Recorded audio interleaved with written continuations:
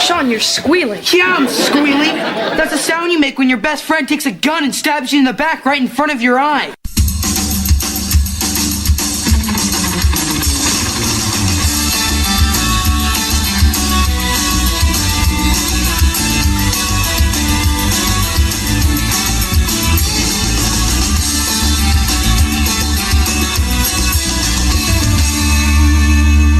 Hello, everyone, and welcome to BMR Podcast, the show where two guys look back at the show that shaped their lives. I'm Blake. I'm Kyle. I was a top advisor for the Bush administration.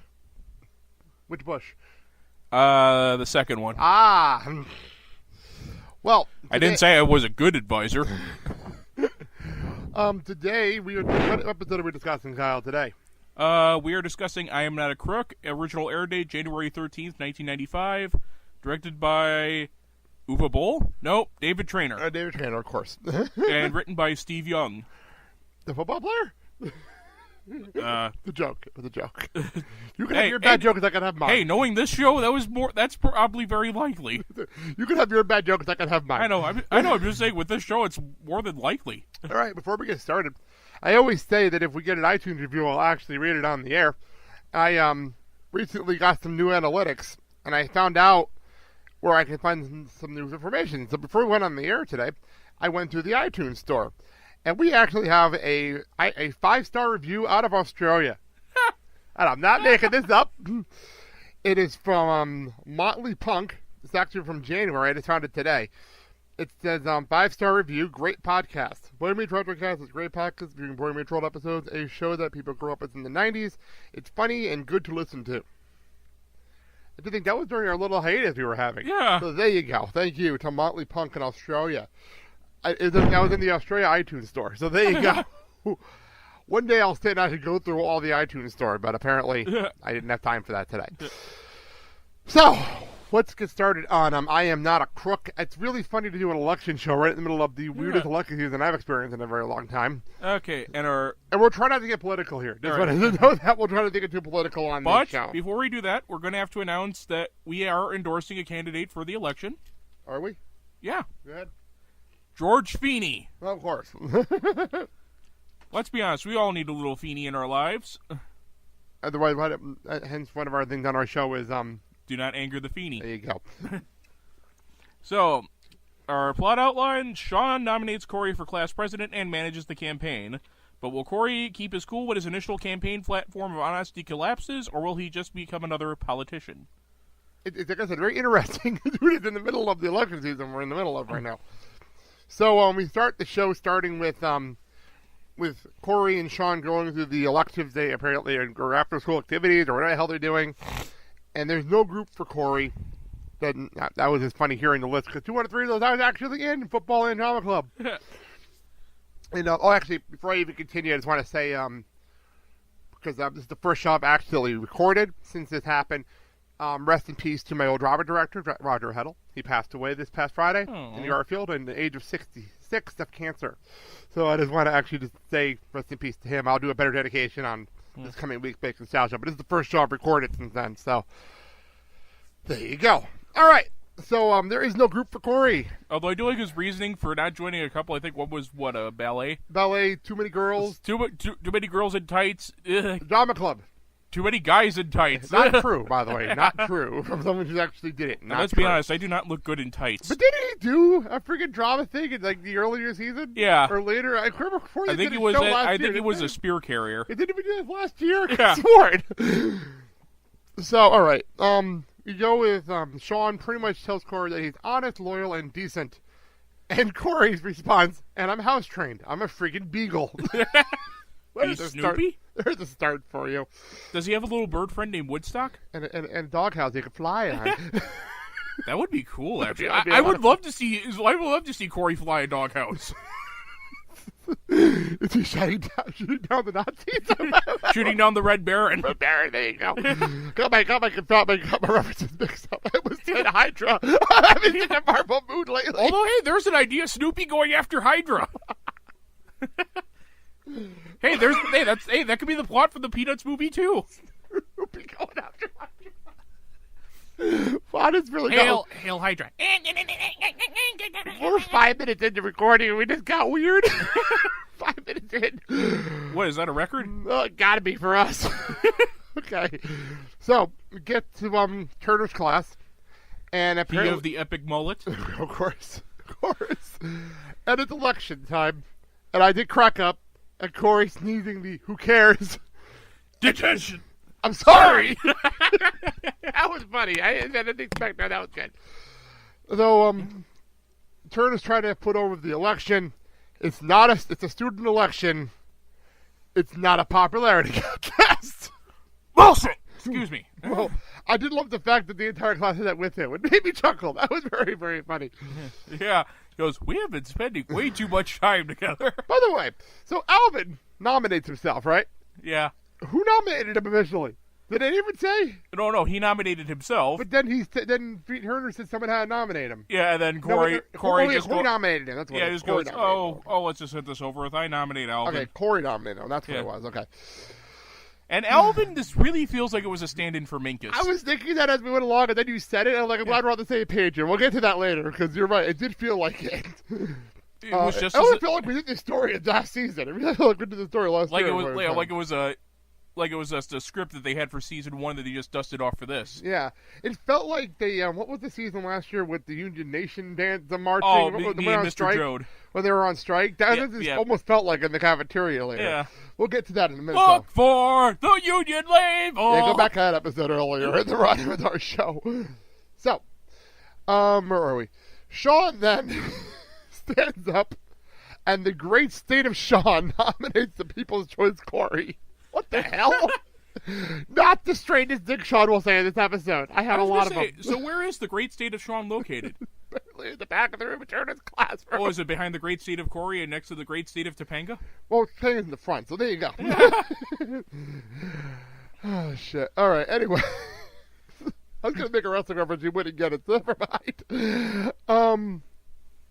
There's a whole thing in wrestling lately with, like, ridiculous, like, locations, like Suplex City and the Roman Empire and the Ambrose Asylum. It makes no sense. That's what that reminds me of. Is it any more ridiculous than Slam City?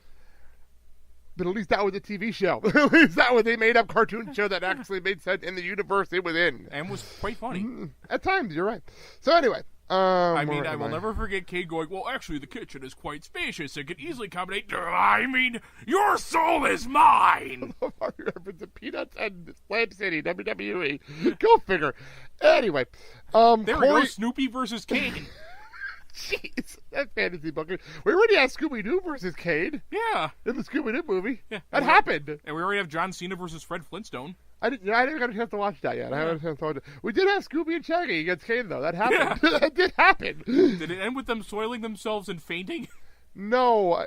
Just watch it. It makes more sense to watch it. Anyway, Scooby-Doo movie. Some Amazon link at the top of the page. Just go there and watch that. Anyway, Cory accepts the nomination somehow. I'm not quite sure how that happened. He gets up in front of the class. Sean pretty much tricked him into doing it. Yeah, and then Cory ends up giving a speech in front of the class. And at the end of it, he goes, and if I win holding the American flag, I will graciously say, hey, thanks. We go to... Well, hey, at least he's honest about it. That's what... Oddly, the most honest thing he probably said in this whole episode. So, apparently there's 400 kids in their class. Damn. Didn't like 30 graduate series. Boy, that's not saying anything really good about John Adams High's. Remember there was the first season when we were joking around about when Topanga and Cory handcuffed themselves and then like 12 people ran at them and they were all going home. Yeah. And that was their whole class. Yeah. Just 400 kids, yeah, we only see like 30 of them ever.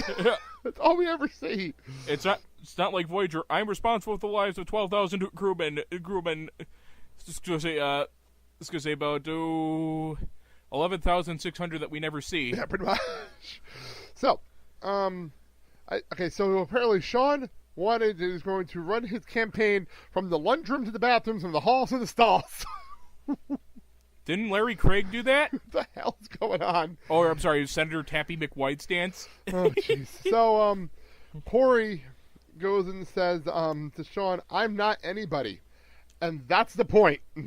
Hey, I agree with that sentiment because I am not anybody. Now, I have a question. If we're at the end of the year, why are we referencing gathering snow outside the school? That's actually something Sean said during one of his weird rants. I was so confused. I'm like, what the fuck's going on? Well, he did say for next year, so probably... Maybe.